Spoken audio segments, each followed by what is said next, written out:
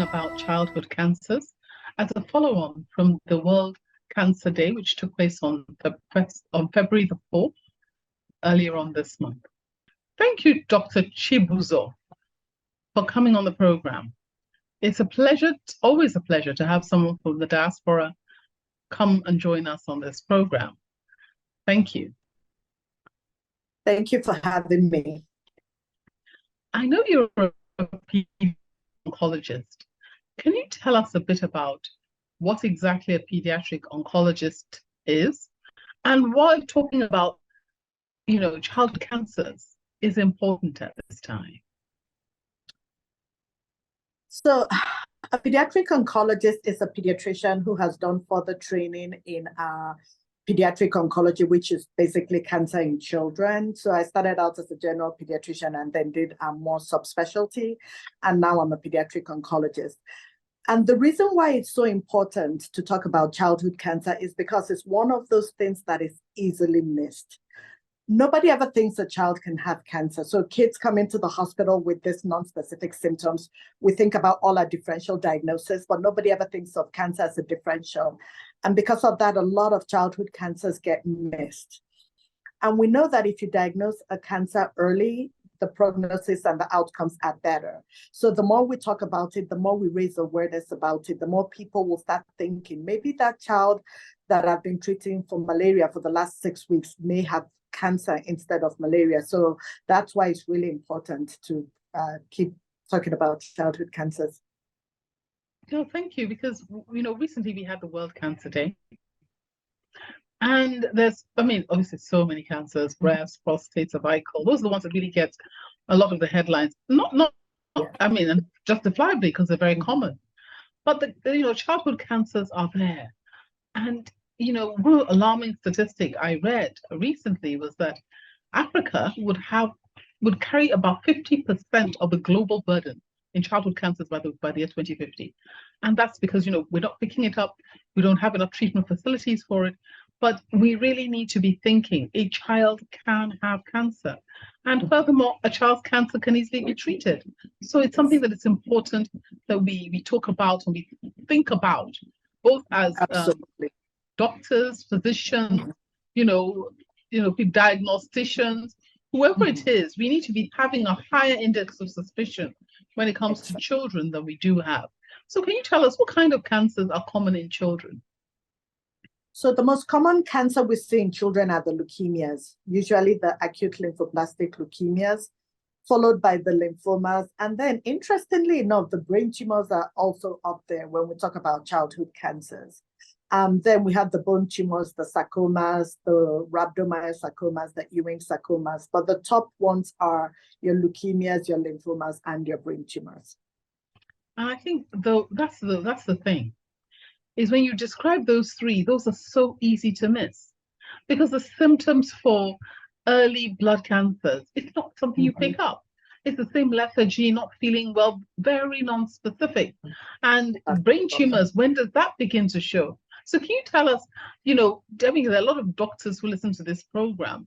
And so for the benefit of a lot of GPs who are listening, who are thinking to myself, you know what, I need to pay attention to this. What are the kinds of things that you would want them to look out for?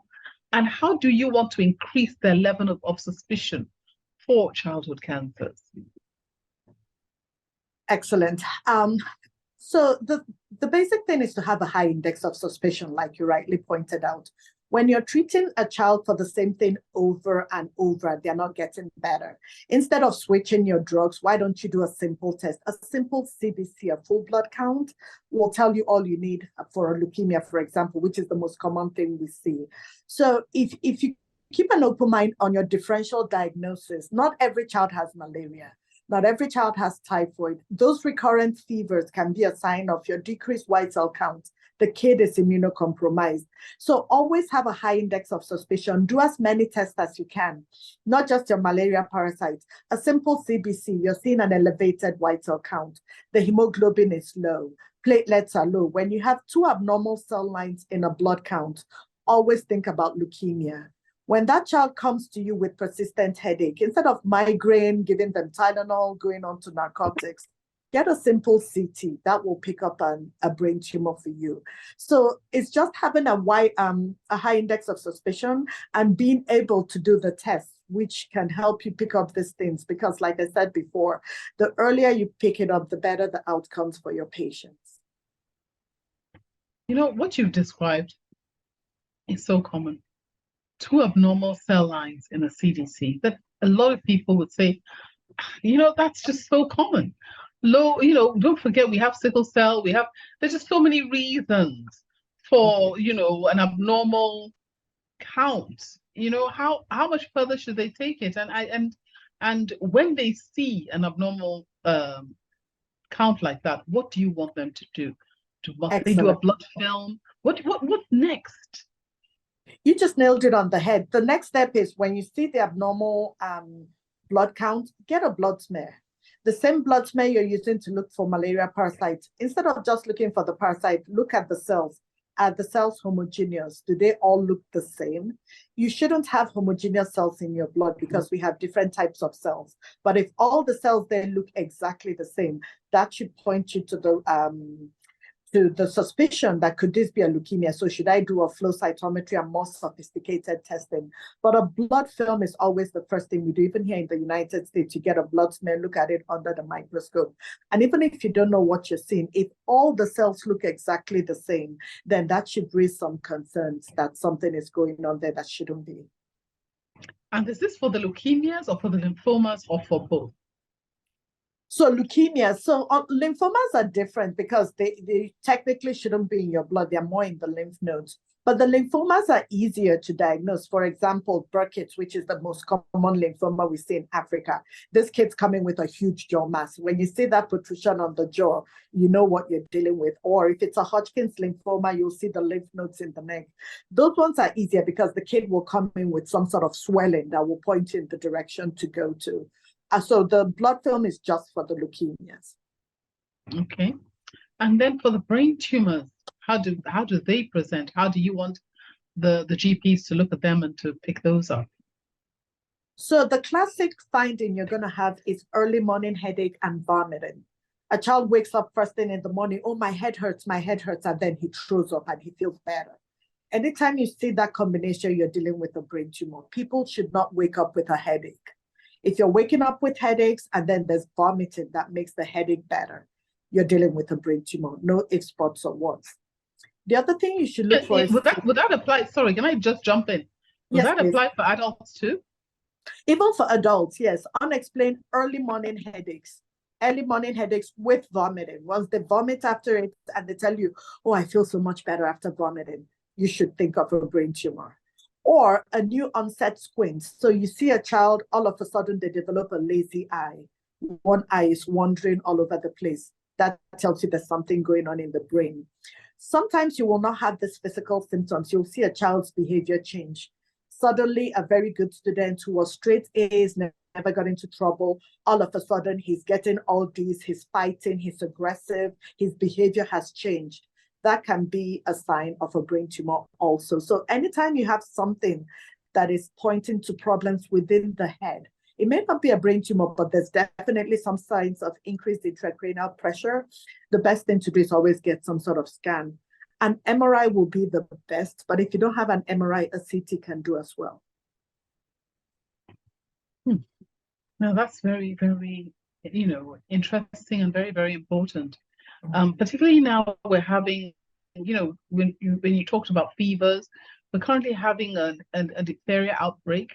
So everybody's saying, oh, if there's any fever, think of diphtheria, diphtheria. But now you're saying, don't just think of diphtheria. If you go and you check it out and it's nothing, don't just brush it aside. Think of what else it could be. Think about, depressed immunity because of leukemias. Think about lymphomas, if there's any swelling. So of course, sometimes we have these lymph nodes in our children. And, just that, I think that whole issue of raising that awareness. Now, Tell us about the treatment. Is it possible to successfully treat these cancers in children? What's the success rate like? Oh, yes. So for example, Yeah, The common three. ones like the leukemias, the outcome for leukemias here in the United States is more than 90%. People hardly die from childhood leukemias anymore because we have so much in our armamentarium to fight it. So here the outcomes are really good. Brain tumors overall, the outcomes are still good, about 70 to 80%, although we do have some brain tumors that are death sentence. Like if you have a DIPG, that kid is dead. There's nothing you can do for them.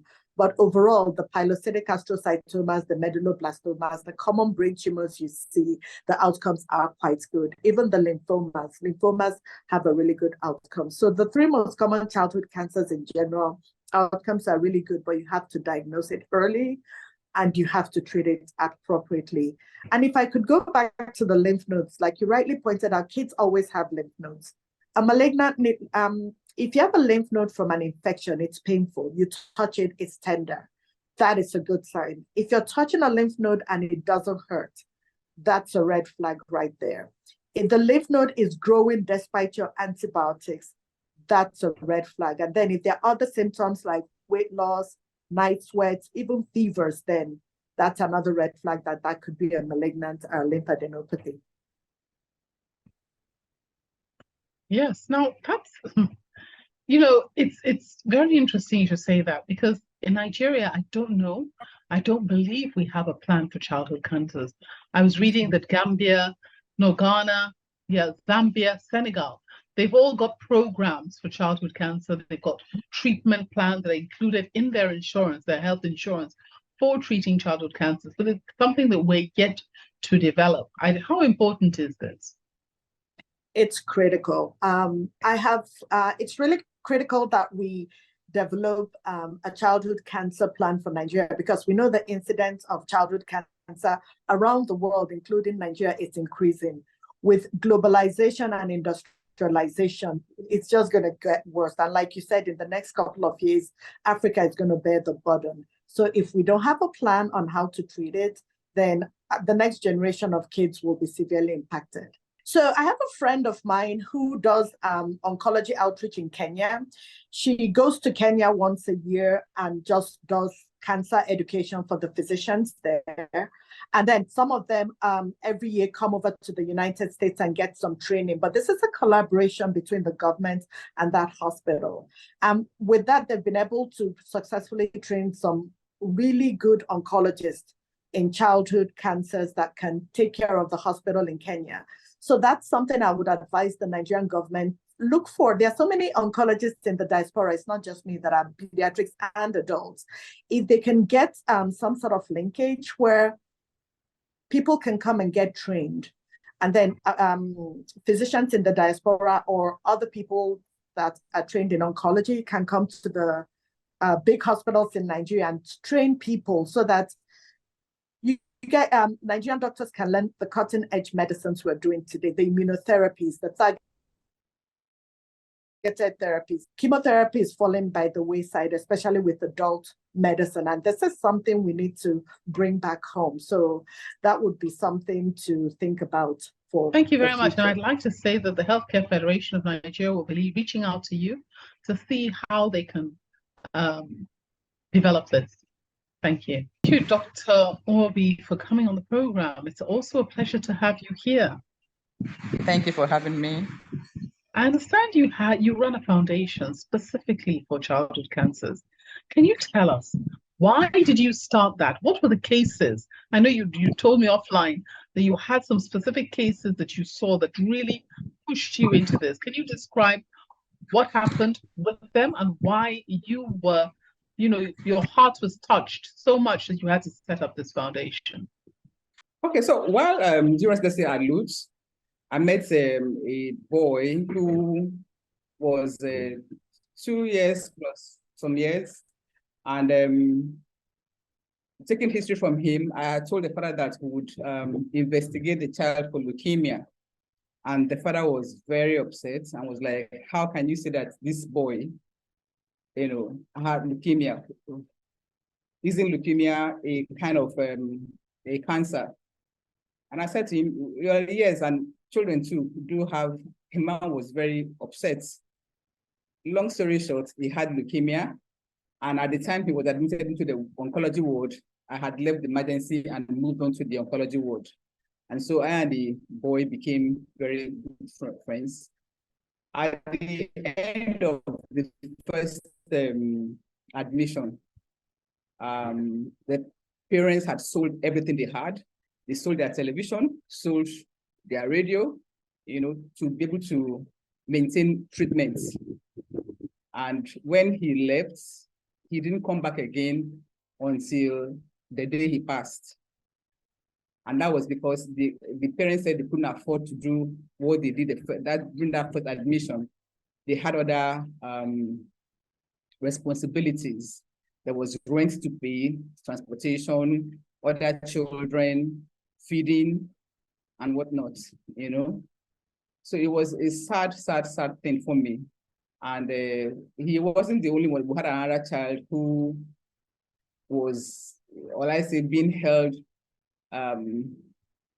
after being discharged because they couldn't pay the hospital bills, and the child was there for about 2-3 months. We had to raise funds for the child to be able to leave. They came to Nigeria for a holiday and were not able to return back to Sierra Leone where the parents were living. So once that payment was made and they were discharged, that was the last we saw of that girl. And so that was actually basically what started the charity.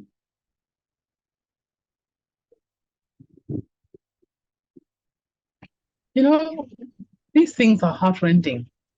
But since you've started the charity, I'm sure you've been able to see some children through to the end. Can you tell us maybe some of the wins you've had? I think the one that comes to mind, easily is, I'm going to call her name because she's our ambassador and she doesn't mind being named. Oluchi is about 22 now. She came in with ovarian cancer at 8 years. And because of the lack of finances and everything, the parents were actually, they took her to the village. But prior to that, I had spoken to one of our benefactors, and the lady was going to India for her own medical check. And she said, okay, give me the prescription.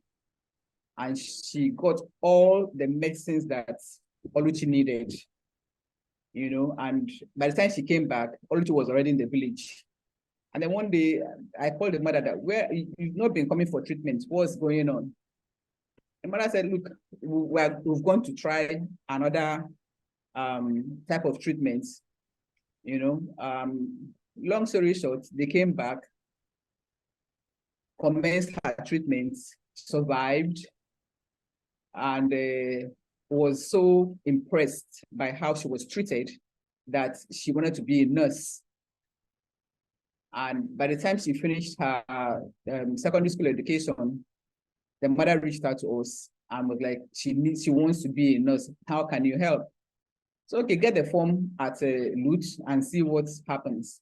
She got the form, was admitted, and I'm very proud to say that last year she graduated as a nurse from Lagos. Congratulations, that's wonderful, wonderful news. Thank you. So we'll have stories like that. Another child, she was, I think 4+ when she had cancer of the kidneys, and a lady that I don't know from where she came from just called one day that she wants to sow a seed, and she wants to take up the treatment of a child that had cancer. And all the nurses, the doctors were like, this is the child that needs this most, because her father had a stroke, her father is elderly, had a stroke, and the father said he had taken the child home to go and die. And when they came back, she started treatment, and I'm very happy to say that she too is alive and well. And we are actually paying part of her secondary school fees. She's now in secondary school. So we'll have success stories. We'll have Timothy that is learning engineering in Ogun State. We'll have so many of, we'll have a child that had osteosarcoma, She practiced after secondary school. She went on to learn cosmetology, and she's now a makeup artist. And she's doing that with one lower limb because one was amputated. So there are success stories, but then of course, thank God.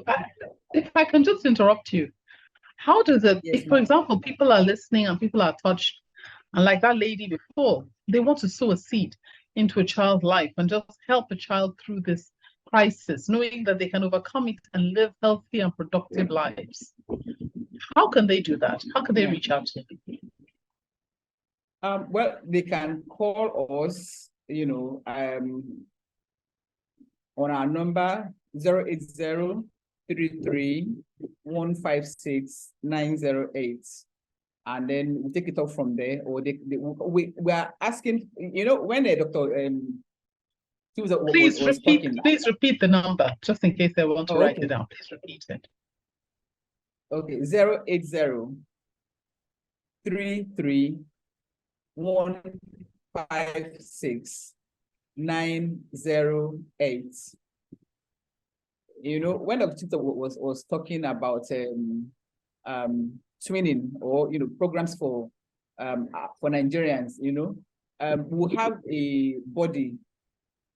NISPO is for Nigerian pediatric oncologists, and we actually are working with UICC and SIOP, trying to create our own guidelines or protocol, for child cancer treatments. And in contact with St. Jude's Children's Hospital too.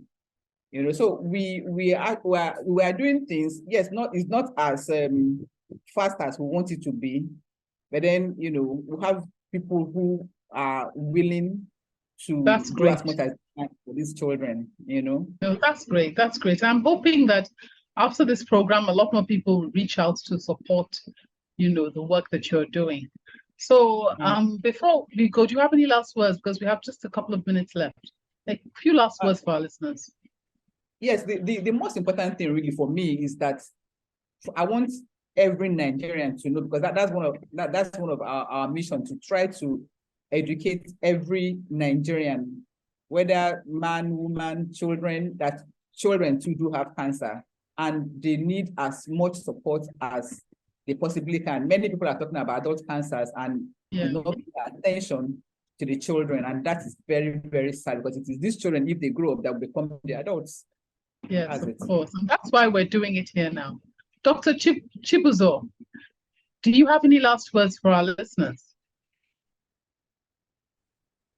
I just want to urge both the practitioners and even the parents. Sometimes the parents can advocate for their children. So I've had cases where a mom has brought the child to the hospital multiple times, and they keep telling her it's strep throat. And she's like, no, I think there's something wrong with my child. I know this is not strep. And she takes them to the specialist and it gets picked up. So it's not just the practitioners, even parents, if your child keeps having a recurrent illness, anybody in the family, take them to a bigger hospital, take them to the specialty centers so they can get fully worked up. And I really commend Dr. Mobi for her efforts, because financially it is hard to have a child with cancer. It is draining, even in a developed country like United States, where we have all this Medicaid and all that. Is still very expensive and financially hard to treat a child with cancer. So kudos to you, please, for what you're doing. And I'm more than happy to help your team in any way. You guys are using SIOP and UICC. I didn't hear COG. That's another big group you need to look at their protocols, the Children's Oncology Group. That's the big one we use here in the United States. So thank you all for inviting me. This has been really enlightening. This is just the beginning, I would say, of a bigger relationship. And I think there's a lot more that you can do, and we're happy you're here and able to do it. I also just want to, call on anyone who can support to please support the Childhood Cancer Foundation. I think it's a very laudable one. And as we move forward, just to bear in mind the fact that children can have cancer and that those cancers are potentially curable. So thank you very much. Thank you for watching. Please like, share and subscribe for new video updates.